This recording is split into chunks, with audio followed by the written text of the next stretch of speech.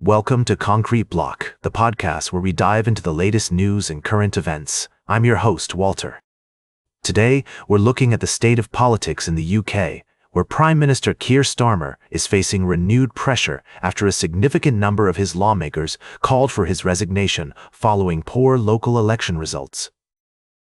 The controversy surrounding Starmer's leadership has been escalating, with almost a quarter of his party members urging him to step down. This comes as the Labour Party struggles to regain momentum and connect with voters. Despite these challenges, Starmer has vowed to carry on governing, emphasizing his commitment to addressing the country's pressing issues. In an effort to reassert his authority, Starmer's government has unveiled 37 new proposed laws, including legislation aimed at bolstering economic growth, national security, and energy independence. A key aspect of this legislative package is the European Partnership Bill, designed to strengthen trade and investment ties with the European Union. This move is seen as crucial for Britain's economic future, given the EU's status as its largest trading partner. Other notable proposals include the Regulating for Growth Bill, which seeks to streamline regulations and promote investment in key sectors such as artificial intelligence and defense.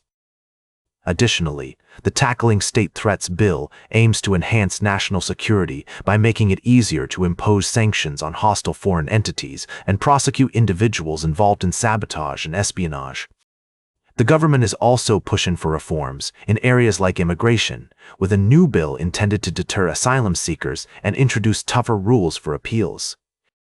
Furthermore, there are plans to lower the voting age to 16 in all UK elections, a move aimed at increasing participation and trust in the democratic system.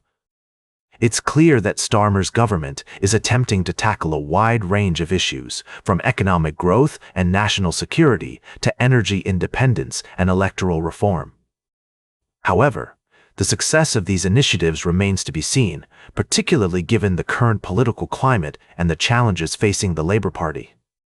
As we continue to follow these developments, it's essential to consider the potential implications of these proposed laws and the impact they may have on various aspects of British society. We'll be keeping a close eye on how these stories unfold and providing in-depth analysis in future episodes.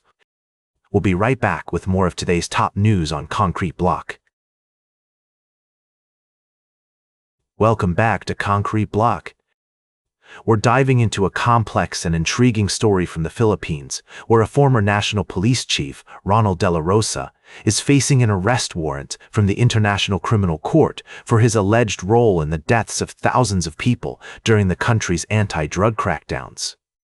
To break it down, De La Rosa was the enforcer of then-President Rodrigo Duterte's tough-on-crime approach, which led to the killings of mostly petty suspects. The ICC has charged him with the crime against humanity of murder, specifically citing the deaths of at least 32 people between 2016 and 2018. Now, De La Rosa has vowed to fight the arrest order and is seeking all legal remedies available to him. He's also called on his followers to gather in support, stating that he's ready to face any allegations in Philippine courts but denies condoning extrajudicial killings during his time as police chief. It's essential to note that this situation is highly politicized, with De La Rosa being a critic of current President Ferdinand Marcos Jr. and having ties to the former president's daughter, Vice President Sara Duterte. The Philippine government has deployed hundreds of police officers outside the Senate to maintain order, which has sparked complaints from De La Rosa and his allies. The ICC's involvement in this case is also noteworthy, as the Philippines withdrew from the court in 2019.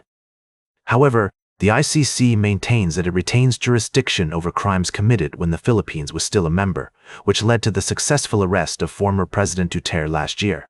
As we follow this story, it's crucial to consider the complexities and nuances at play. We'll continue to monitor developments and provide updates as more information becomes available. Welcome back to the Concrete Block. As we wrap up today's show, let's dive into a topic that's been making headlines lately: the Australian government's recent budget announcement and its potential impact on the housing market.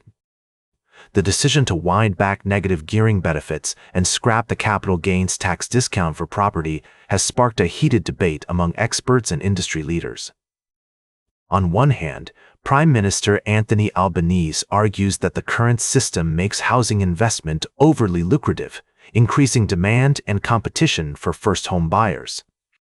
Treasurer Jim Chalmers claims that the new policy will slow price growth without sending it backwards, and that investors can still negatively gear newly built homes to encourage construction. On the other hand, critics like Brisbane Lord Mayor Adrian Schrinner argue that these changes will hurt renters and young people rather than helping them. Schrinner believes that increasing supply is the only way to stabilize prices and that the government's approach is classic wedge politics. He points out that council modeling shows a significant decrease in rental properties in Brisbane over the past 5 years, despite an influx of new residents.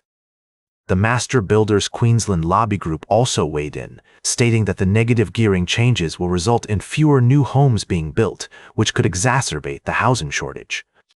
However, they did acknowledge some positive aspects of the budget, such as the $2 billion local infrastructure fund to support new housing development.